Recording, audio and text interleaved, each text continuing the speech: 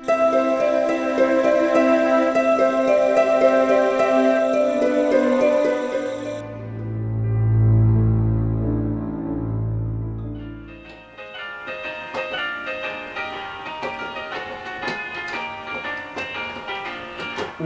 to hell with, I've got no help. No buttons to attack with, cause there's nothing on the shelf. Ain't vampire hunting, saving all my buttons for you, for you, for you, for you. But there is something on the shelf, Mr. Destructible.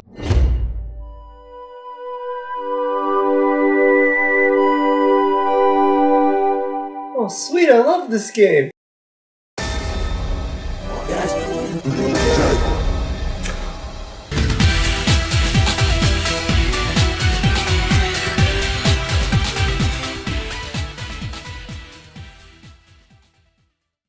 It's been a while! I wanted to start by saying, Hola, ¿cómo está?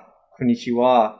Pardon my French, but bonjour, madame. So yeah, I woke up this morning with the stark realization that Vampire Hunter the D still needed to get beat, so I definitely wanted to get on that. So first thing I did was have a quick shave, because gotta maintain that facial hair continuity. Second thing I did was buy a better microphone. And here we are, we're getting to it, so let's rock, baby.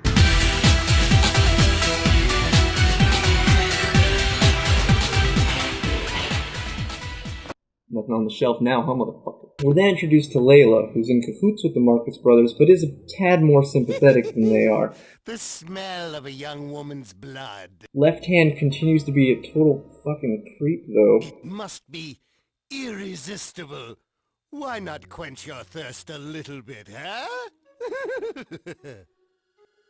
Quiet. Layla then threatens you for saving her, like you do. Don't tell me you saved me. If you don't want to waste your life, leave the castle now. Did you, forget your line there, Layla? You need a... Okay, see ya, bye. We're then introduced to this strange type of enemy that moves at you by limboing, and he uses the Leslie Nielsen blood-sucking straw noise from the classic vampire film Dracula Dead and Loving It. This game does pay homage to the best.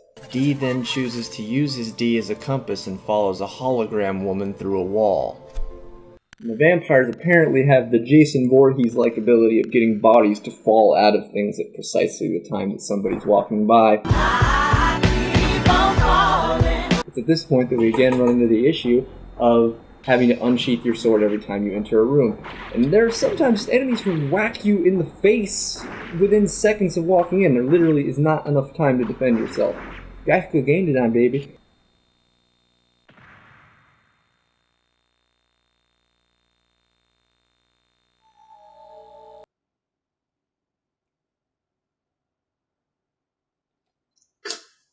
This game may be made in Japan, but it sure does fuck you like it's Haitian. Whatever that means.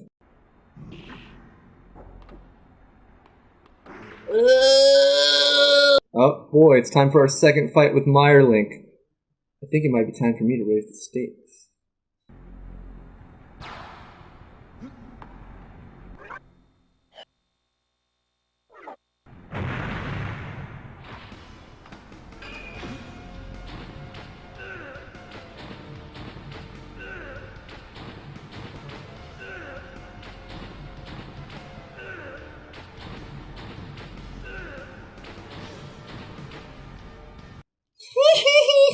Dee then immediately runs into a person who appears to be Charlotte, and the mystery of how her father amassed such a fortune is solved. He clearly got his money from being the genetic progenitor of dem cakes. Dee then gives in to his namesake and attempts to cop a feel, but apparently that wasn't a very good idea.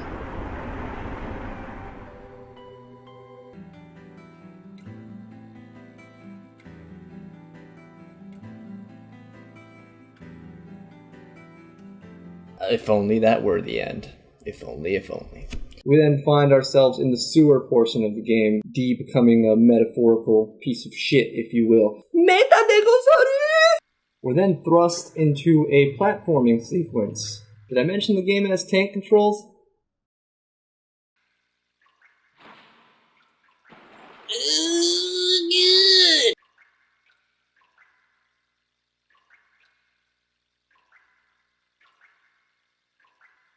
Our reward for completing this sequence is the wrench. How riveting.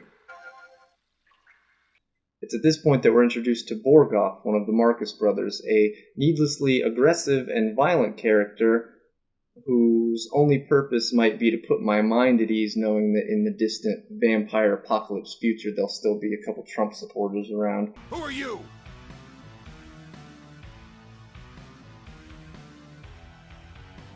He does force D to make some pretty sweet fucking moves, though. Pretty good. You must be D. Well, at least Borgoff thinks it's impressive. I'll show you how the Marcus brothers fight.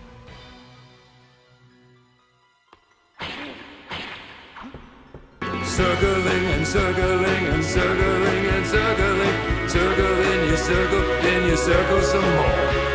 You circle, keep on circling and circling and circling, circling and circling, checking out your pony. Borgoff is apparently incensed that his brother Kyle has had every last bit of blood sucked out of him by vampires, which apparently makes you turn into a flat, poorly drawn mess. I didn't know it worked that way.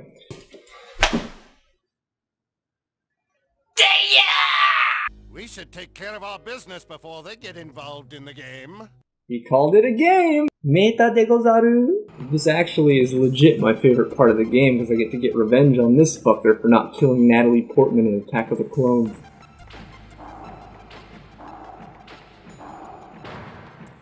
We're then ambushed by this unsavory character, presumably an optometrist, who cuts off D's left hand, hopefully preventing him from going blind.